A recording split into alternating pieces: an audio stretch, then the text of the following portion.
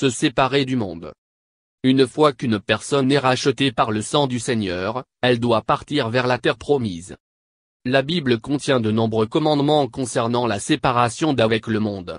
L'Ancien Testament est riche en exemples et en enseignements sur ce sujet.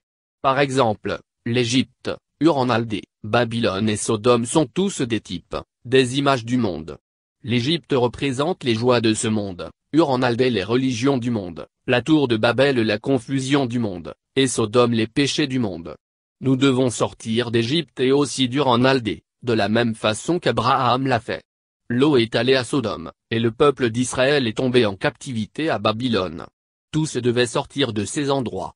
La Bible utilise 4 lieux différents pour représenter le monde, et montre comment le peuple de Dieu a délaissé ces différents aspects du monde.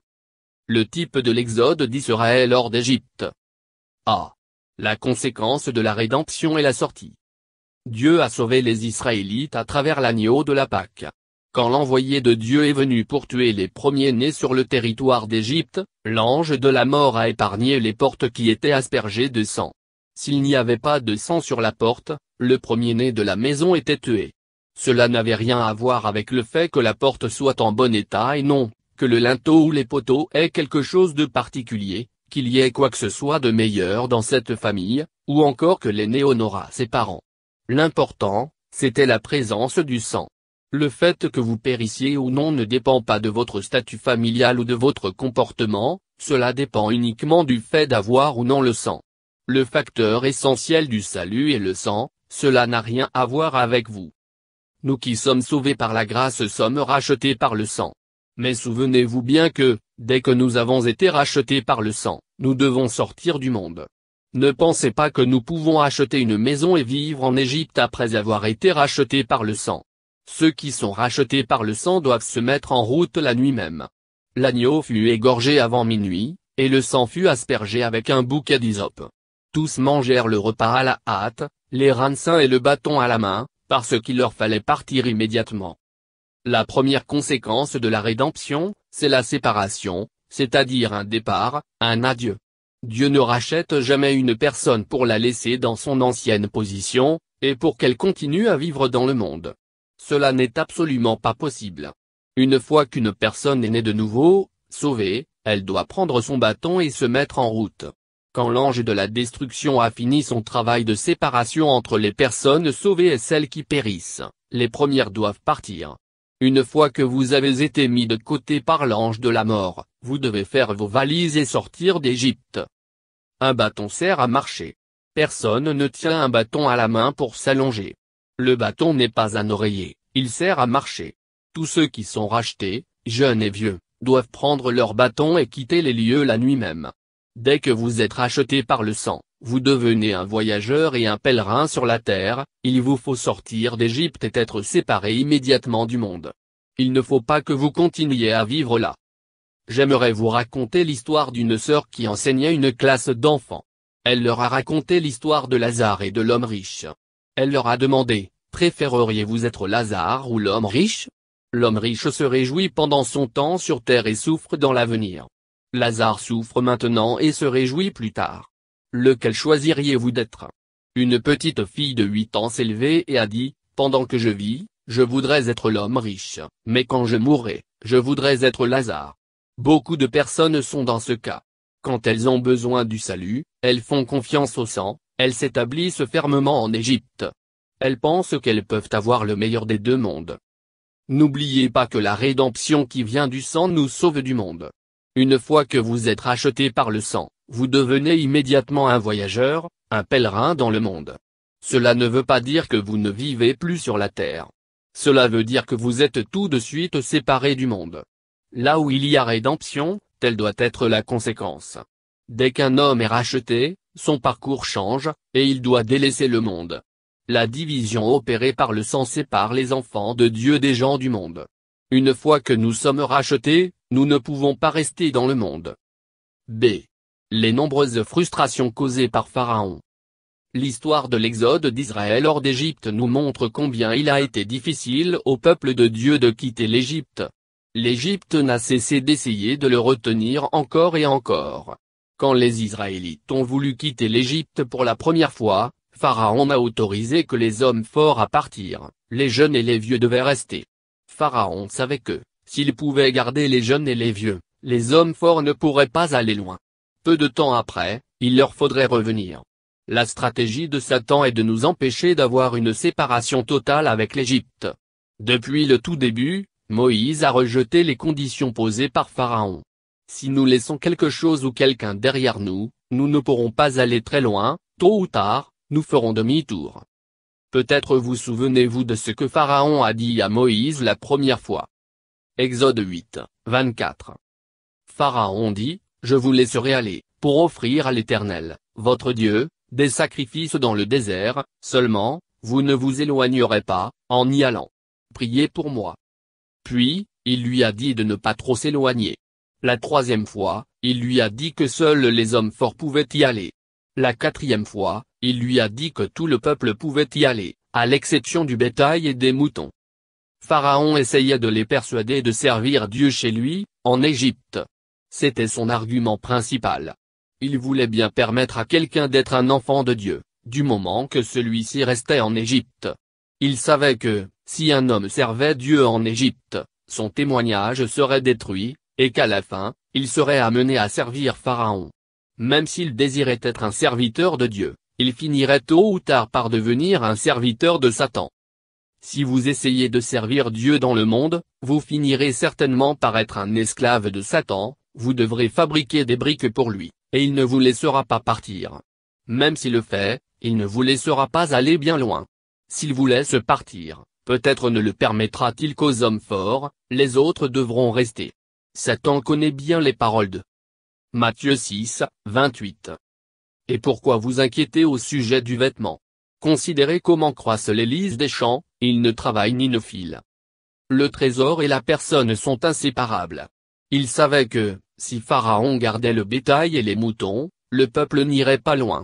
Le peuple suivrait peut-être le bétail et les moutons. Mais Dieu voulait que le bétail et les moutons suivent le peuple. Il voulait que le peuple soit délivré du trésor. Lorsqu'une personne est sauvée, elle doit partir vers le désert. De plus, elle doit prendre avec elle tout le peuple et tous ses trésors. Sinon, elle retournera peut-être vers l'Égypte, et il n'y aura pas de séparation d'avec l'Égypte. Le commandement de Dieu, c'est que ceux qui le servent doivent se séparer du monde. Notre chemin se trouve dans le désert. Confesser de notre bouche le Seigneur et dire, « Aujourd'hui j'ai cru au Seigneur », n'est pas un témoignage suffisant. Nous devons sortir du monde, et en être séparés. Cela constitue un pas supplémentaire par rapport au fait de confesser de notre bouche Jésus comme notre Seigneur. Nous ne pouvons pas être des chrétiens muets. Toutefois, ouvrir notre bouche n'est pas suffisant, il nous faut être séparés du monde. Nous ne pouvons pas continuer à entretenir nos anciennes relations amicales, nos liens sociaux ou toute autre relation ancienne. Nous devons chérir notre position actuelle dans le Seigneur, et nous détourner loin de notre position précédente. La personne doit sortir, et les possessions aussi doivent sortir. Les autres diront peut-être que nous sommes fous, mais nous ne devons pas les écouter. Aujourd'hui, nous devons sortir d'Égypte.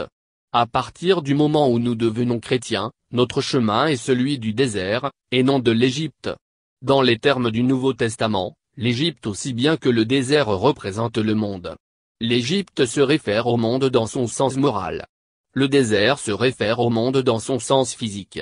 Les chrétiens sont dans le monde physique, mais pas dans le monde moral. Nous devons nous rendre compte qu'il existe deux aspects du monde, le premier en tant que lieu, le second en tant que système. Beaucoup de choses qui se rapportent au monde physique sont attirantes, elles suscitent les convoitises des yeux, les convoitises de la chair et la vaine gloire de la vie. Voilà l'Égypte.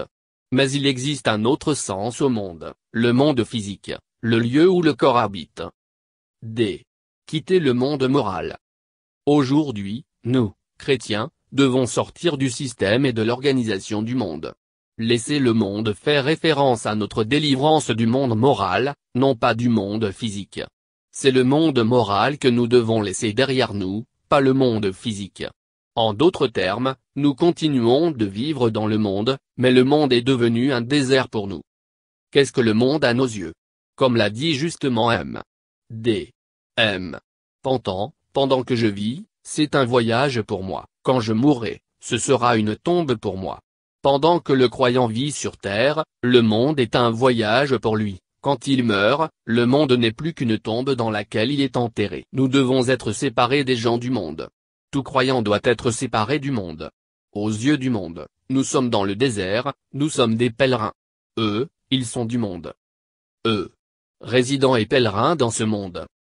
Nous devons réaliser que nous sommes des résidents et des pèlerins dans ce monde. En ce qui concerne le monde moral, nous en sommes sortis. Il voudrait nous garder, mais si nous y restons, nous ne pourrons pas servir Dieu. Le monde veut être plus proche de nous, mais si nous lui permettons de s'approcher de trop près, il nous sera impossible de servir Dieu. Le monde veut garder notre peuple et notre trésor, mais si ces choses restent dans le monde, nous ne pourrons pas servir notre Dieu. Nous avons été séparés de l'Égypte, et nos regards se portent vers la terre promise. La base de cette séparation, c'est le sang qui nous a rachetés. Les Égyptiens n'ont pas été rachetés par le sang, les gens du monde n'ont pas été rachetés. En tant que rachetés, nous avons été transférés dans un autre monde. C'est pourquoi, nous devons quitter celui-ci. Supposez que vous alliez chez un bijoutier pour acheter une montre. Que faites-vous après l'avoir achetée? Une fois l'achat fait, vous emportez la montre. Je ne vais pas acheter une montre et la laisser là. Je ne vais pas dire au propriétaire du magasin, tenez, utilisez-la vous-même. Ce n'est pas raisonnable. Acheter veut dire emporter. L'achat implique toujours le fait d'emporter. Si j'achète un sac de riz, le riz est emporté hors du magasin. Quand nous avons acheté quelque chose, l'objet acquis est emporté. Alors, souvenez-vous que, puisque le sang nous a achetés, nous devons être emportés hors du monde. Une fois qu'une personne est rachetée par le sang du Seigneur, elle doit partir vers la terre promise. Dès que quelqu'un est acheté, il doit partir. Ceux qui ne sont pas achetés peuvent rester. Mais, dès qu'une personne est rachetée, elle doit partir. Quand une personne est rachetée, elle ne peut qu'aller avec le Seigneur. Si j'ai été racheté par le Seigneur, je dois laisser le monde et aller avec lui. Les domaines qui nécessitent une séparation d'avec le monde. Vous vous demandez peut-être de quoi nous devons nous séparer. Quelles choses sont considérées comme le monde? De quel domaine devrions-nous nous séparer? Avant que ne soient mentionnés quelques points précis, nous devons réaliser que notre cœur et notre esprit sont les premières choses qui ont besoin d'être séparées du monde. Si le cœur de quelqu'un est tourné vers le monde, il est inutile de lui parler de quoi que ce soit d'autre. Il est inutile d'essayer de l'obliger à se séparer de centaines de choses, si la personne elle-même est encore dans le monde. Premièrement, il faut que la personne soit délivrée, que l'esprit soit délivré, et que le cœur soit délivré. La délivrance par rapport aux choses intervient plus tard. L'homme doit être séparé complètement de l'Égypte, il doit être séparé du monde. Il ne doit pas avoir peur du fait que d'autres vont le critiquer et dire de lui qu'il est bizarre. Ensuite vient le besoin de s'occuper de quelques principes.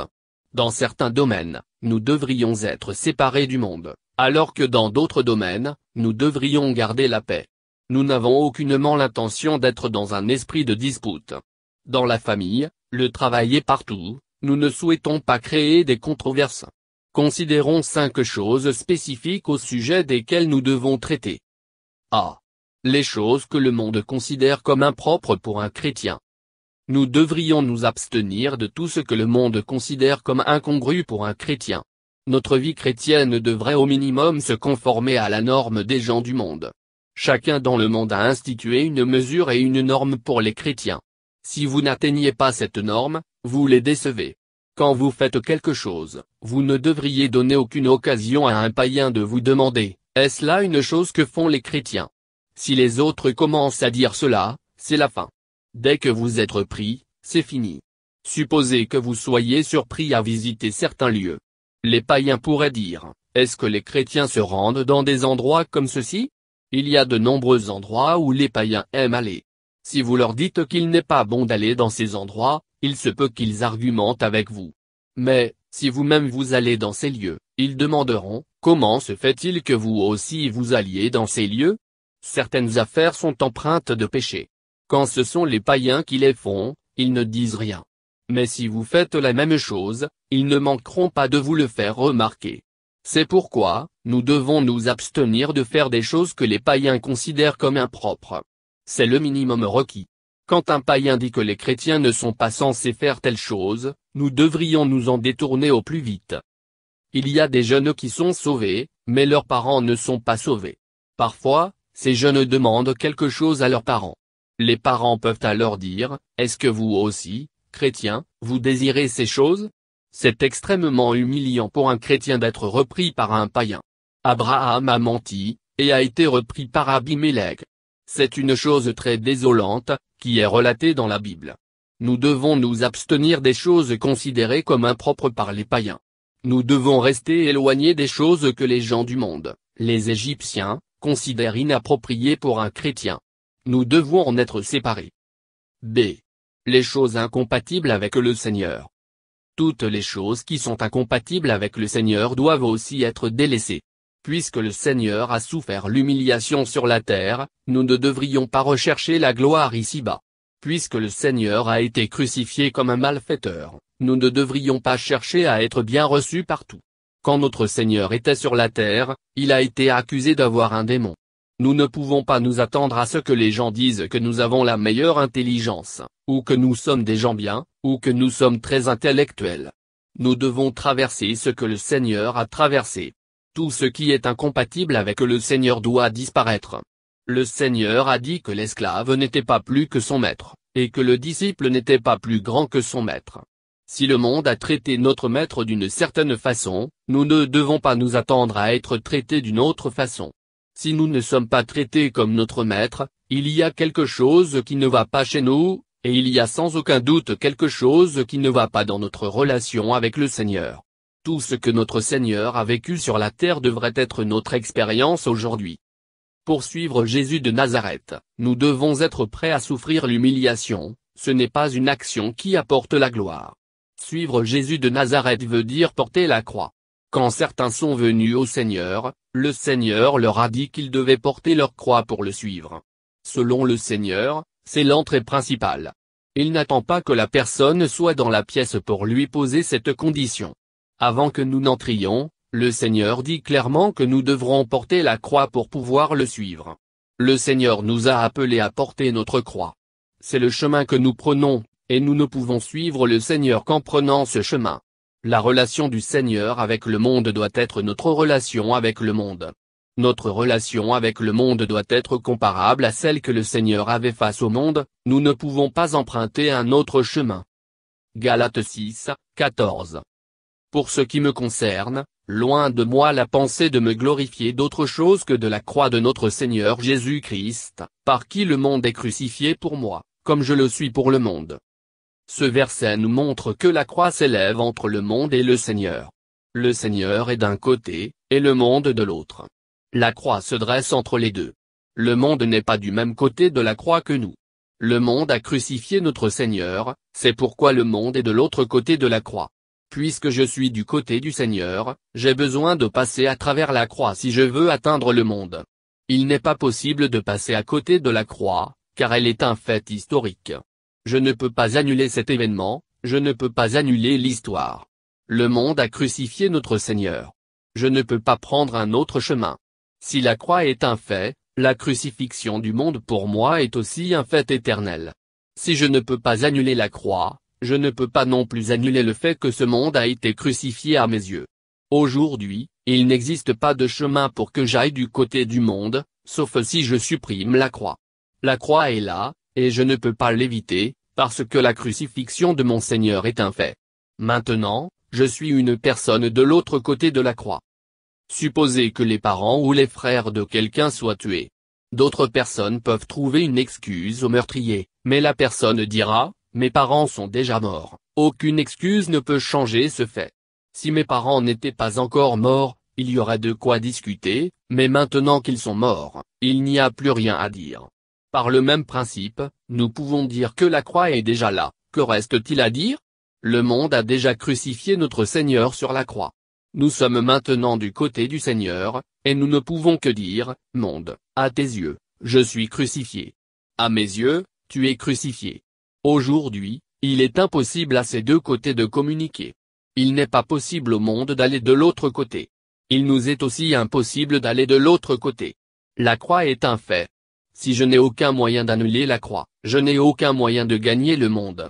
Mon Seigneur est mort, et il n'y a plus de possibilité de réconciliation. Une fois que nous voyons la croix, nous pouvons dire, je me glorifie dans la croix. En ce qui concerne le monde, nous sommes crucifiés sur la croix.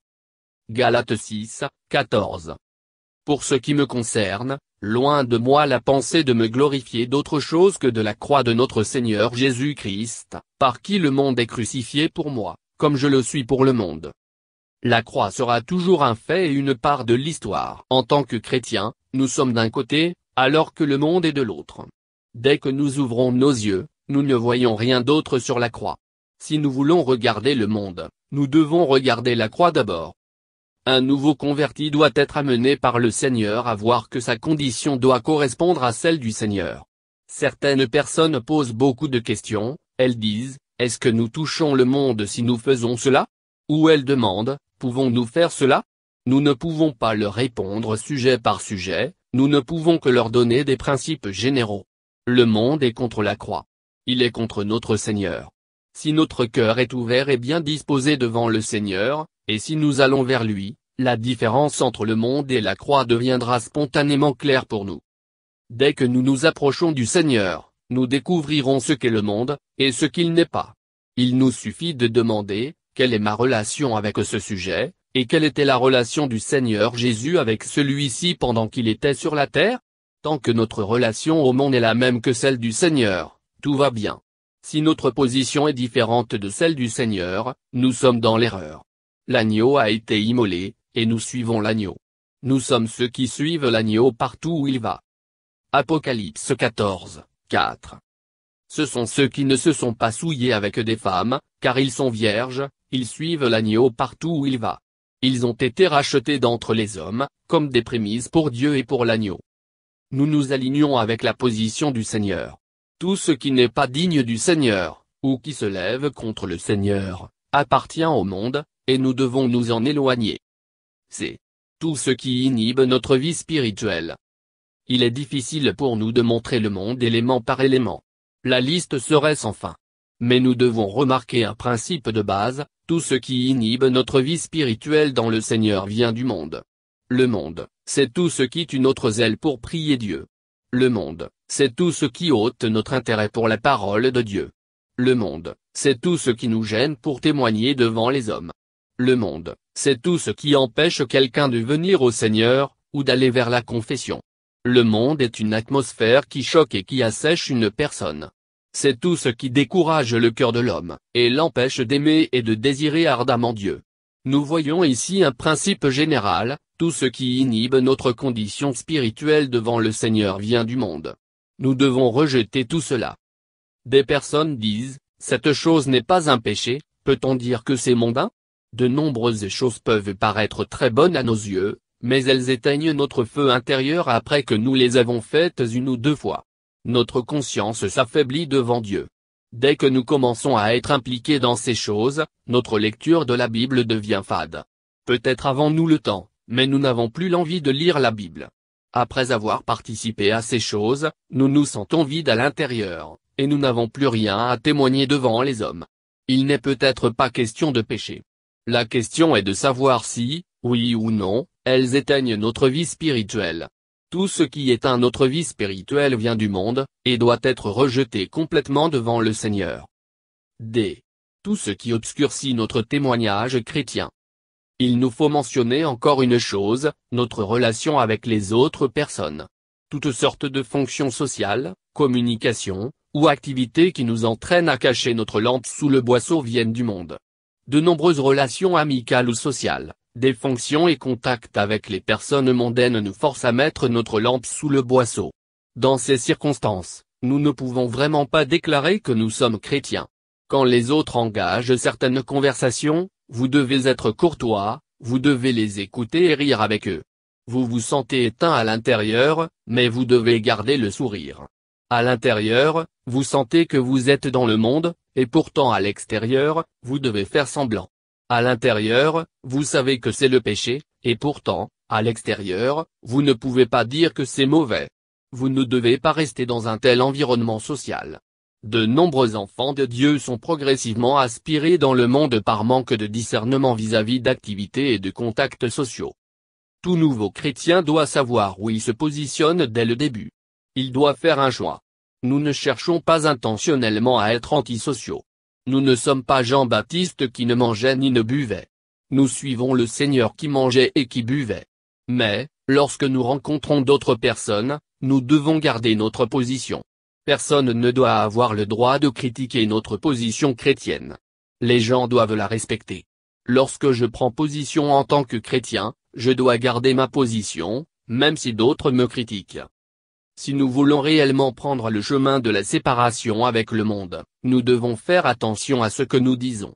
Nous devons aussi montrer notre position chrétienne, chaque fois que nous sommes en compagnie d'autres personnes. Si nous ne pouvons pas maintenir notre position en tant que chrétiens, il vaut mieux nous détourner de l'endroit où nous sommes. Psaume 1, 1. Heureux l'homme qui ne marche pas selon le conseil des méchants, qui ne s'arrête pas sur la voie des pécheurs, et qui ne s'assied pas en compagnon des moqueurs.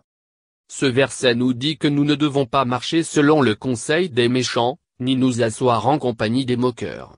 Si nous marchons sur la voie des pécheurs, tôt ou tard, nous terminerons à leur place.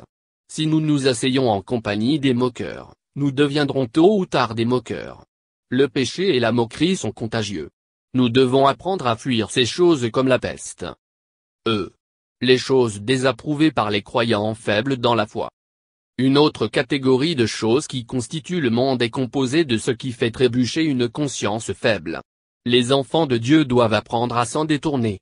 La discussion précédente concernait les choses que le monde considère comme impropres. Ici, nous parlons des choses que les jeunes chrétiens considèrent comme impropres. Si un païen pense que nous ne devrions pas faire certaines choses, nous perdons notre témoignage si nous les faisons. De la même manière, nous devrions éviter les choses que les chrétiens désapprouvent, même si ceux qui les désapprouvent sont les plus jeunes et les plus faibles dans la foi. C'est là le commandement biblique. Ce ne sont pas les mots du chrétien fort, mais ceux du chrétien faible qui déterminent ce que nous devrions faire ou ne pas faire. Ce qu'ils disent n'est peut-être pas correct, ce qu'ils considèrent comme interdit n'est peut-être pas mauvais en réalité.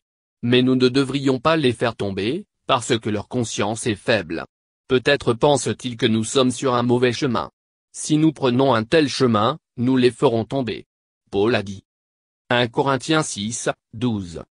Tout m'est permis, mais tout n'est pas utile, tout m'est permis, mais je ne me laisserai asservir par quoi que ce soit.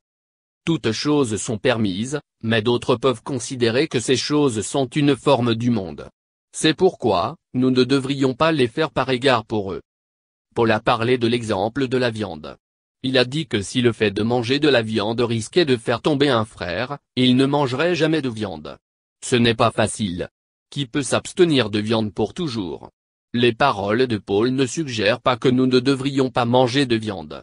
Dans 1 Timothée, il a dit clairement qu'il n'était pas bon de s'abstenir de viande. Cependant, il nous a montré qu'il était prêt à porter son attention envers ses frères jusqu'à l'extrême. Cela ne lui faisait rien de manger de la viande ou non. Il pouvait savoir clairement ce qu'il faisait, mais ceux qui le suivaient ne voyaient peut-être pas. Nous savons peut-être où nous devons nous arrêter, mais ceux qui nous suivent ne le savent peut-être pas. Qu'arriverait-il s'il faisait un pas de plus? Il n'y a rien de mal à manger de la viande, mais après un peu de temps, ceux qui nous suivent iront peut-être au temple pour manger les sacrifices, et alors peut-être adoreront-ils aussi les idoles.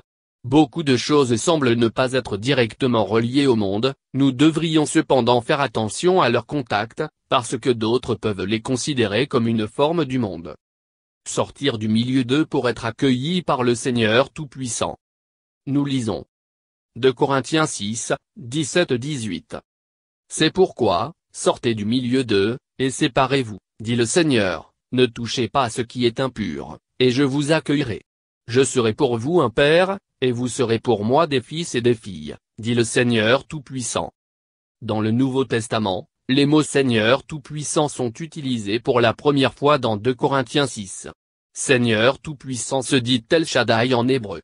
El veut dire Dieu, Shah veut dire le sein de la mer ou le lait, et Shaddai veut dire quelque chose qui a du lait. En hébreu, Shaddai veut dire qui suffit entièrement. Le lait de la mer est tout ce dont un enfant a besoin. Les seins de la mer contiennent le lait, tout ce qui est nécessaire est dans les seins. La racine du mot Shaddai, c'est le sein de la mer. Cela signifie qu'en Dieu, nous avons tout.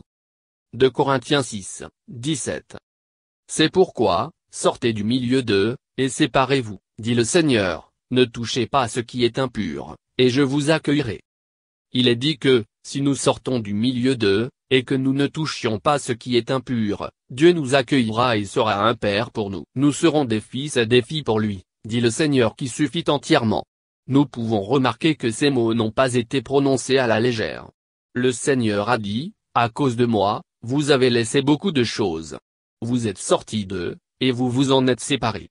Vous avez quitté vos relations avec eux, et vous ne touchez plus à leurs choses impures.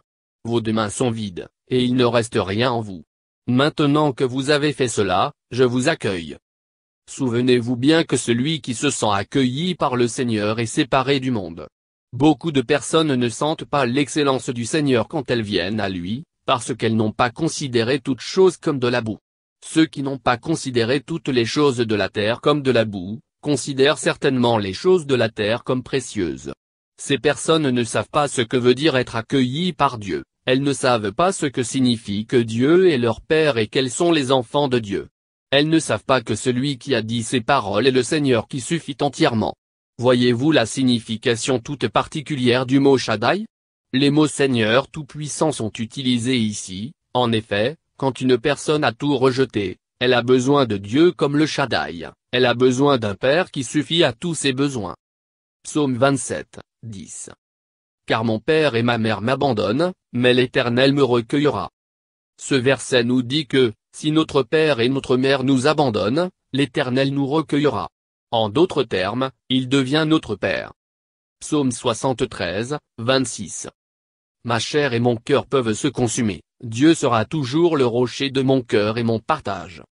Ce verset dit que, quand notre chair et notre cœur se consumeraient, Dieu serait toujours le rocher de notre cœur et notre portion. Ici, réside la douceur de notre expérience. Il doit y avoir une perte d'un côté, avant qu'il n'y ait un gain de l'autre. L'aveugle a rencontré le Seigneur, seulement après avoir été chassé de la synagogue. Jean 9, 35. Jésus apprit qu'il l'avait chassé, et, l'ayant rencontré, il lui dit, « Crois-tu au Fils de Dieu ?» Si nous restons dans la synagogue, nous ne rencontrerons jamais le Seigneur. Mais, quand nous en sommes chassés, nous voyons immédiatement la bénédiction du Seigneur sur nous. En tant que jeunes croyants, nous devons sortir du monde. C'est seulement alors que nous goûterons la douceur du Seigneur. Si nous rejetons une chose d'une part, nous goûtons la bonté du Seigneur d'autre part. Ne dites plus ceci. C'est à la sueur de ton visage que tu mangeras du pain. Genèse 3 2.17-19. 1. À l'âge de 182 ans, Lémec eut un fils.